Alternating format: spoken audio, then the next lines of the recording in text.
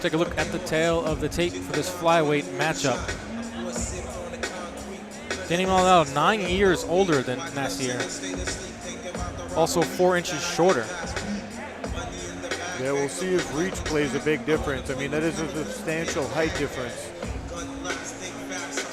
Let's throw it up to the cage. David Diamante awaits with the official introduction.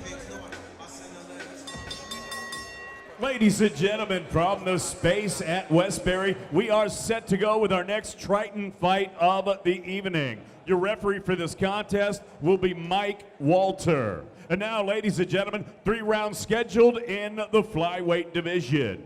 Introducing first, he's fighting out of the blue corner. This man is a mixed martial artist. He stands 5'3" tall. He weighed in officially at an even 126 pounds. His record, no wins, 2 defeats. He represents Pure Heart. Ladies and gentlemen, fighting out of Queens, New York, please welcome Danny Maldonado.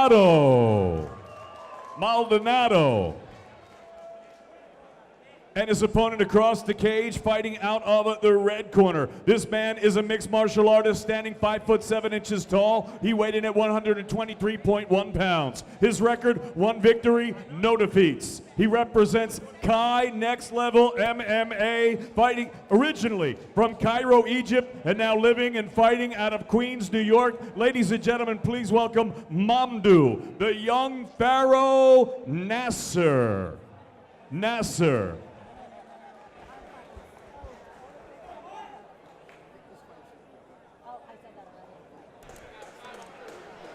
Flyweight matchup. Danny Maldonado in the white, Mamdou Nasr in the black.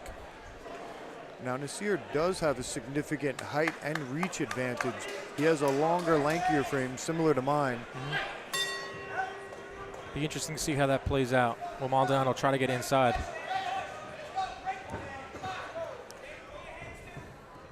Maldonado looks fairly comfortable on his feet. Actually taunting a little bit there. Moving forward. Big takedown by Maldonado. Maybe that taunt was just a little bit of a bluff. Goad him in so that he can get in for the shot and get the takedown. Right into side control.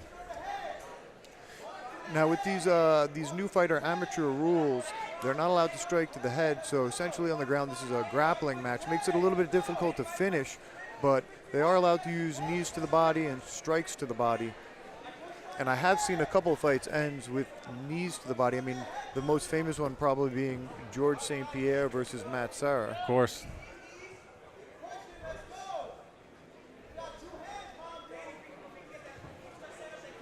Maldonado doing his best here.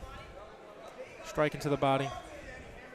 Yeah, from this position, he is winning in the judges' eyes, but if he wants to really do something to finish this fight, he's going to have to either try to set up maybe a Kimura or a far side arm lock, maybe improve his position up to the mount. These knees to the body, although they will wear your opponent down, from this position, you're not really able to score a TKO. There's just no leverage there. Right into full control here.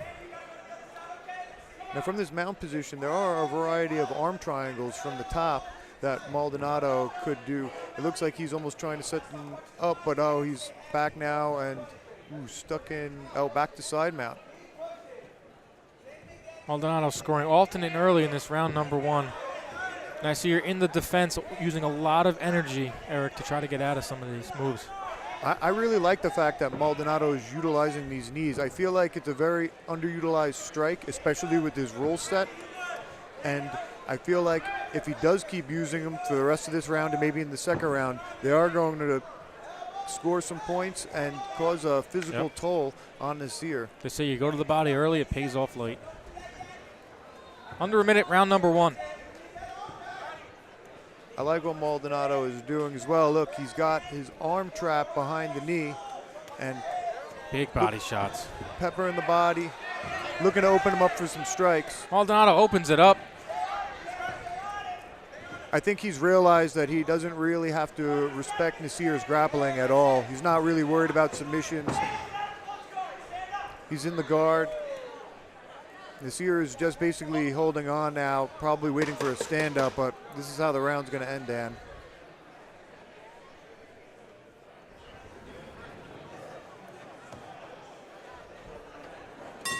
strong round by Danny Maldonado. Yeah, it looks like Nasr was trying to throw an armbar attempt up at the end, but I think that Maldonado was ready for it, and it was almost, well, it was too little too late. The first 3 fights featured 3 finishes in the first round, so we're in uncharted territory here early on, and that is a round number 2. Clearly a round won by Danny Maldonado. Yeah, that was definitely a 10-9 round if I've ever seen one.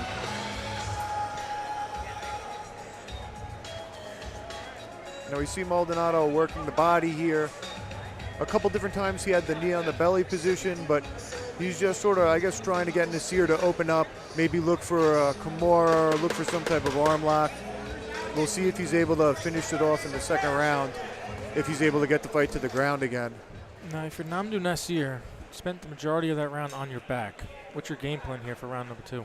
He's going to have to keep his distance. He's going to have to poke with his jab from further away and just not let Maldonado get in and take him down again.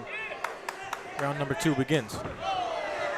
Maldonado looks very comfortable on his feet, but if you can dominate like that on the ground, you may as well play to your strengths, especially when it comes to fighting. Nasr looking for that one lucky strike here. Might be a tad outclassed. Doesn't mean he's not dangerous, though. Yeah, Maldonado is just whipping kicks. He's not phased at all by anything that Nasr has done early on in this fight. Both fighters with their hands down, though. I mean, still, it's anybody's game. If you're going to walk forward and have your hands down, I mean, anything could happen.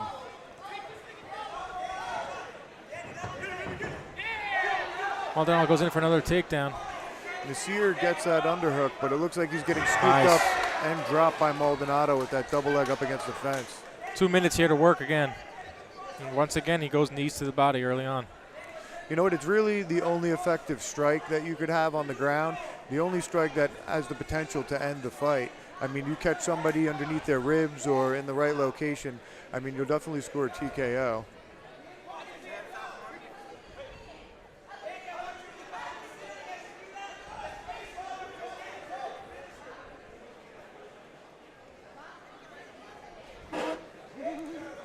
Looks like he might be setting up he's definitely setting up a choke. He's got it in there. He's got a guillotine from the top. He taps, it's all over. Danny Maldonado picks up his first career win. Wow, look at that. Look at the emotion right there. Great performance by flyweight Danny Maldonado.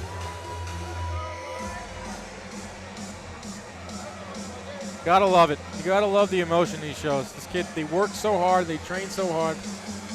So many sacrifices go into this sport. And it's nice to see Danny Maldonado pick up his first career win. Yeah, the feeling he's going to have for the next several weeks will be like no feeling he's ever had before, Dan. There's nothing like getting a win in the octagon.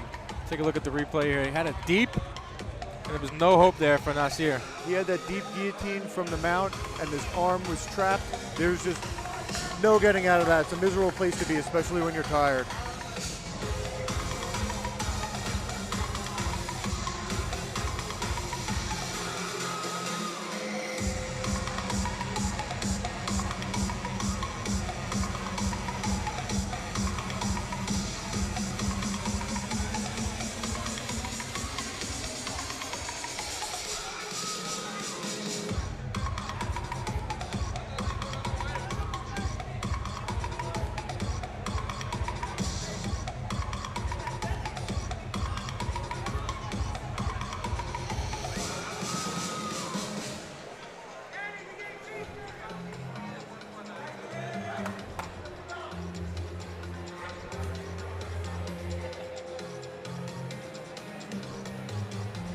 David Diamante awaits in the cage with the official result of this matchup.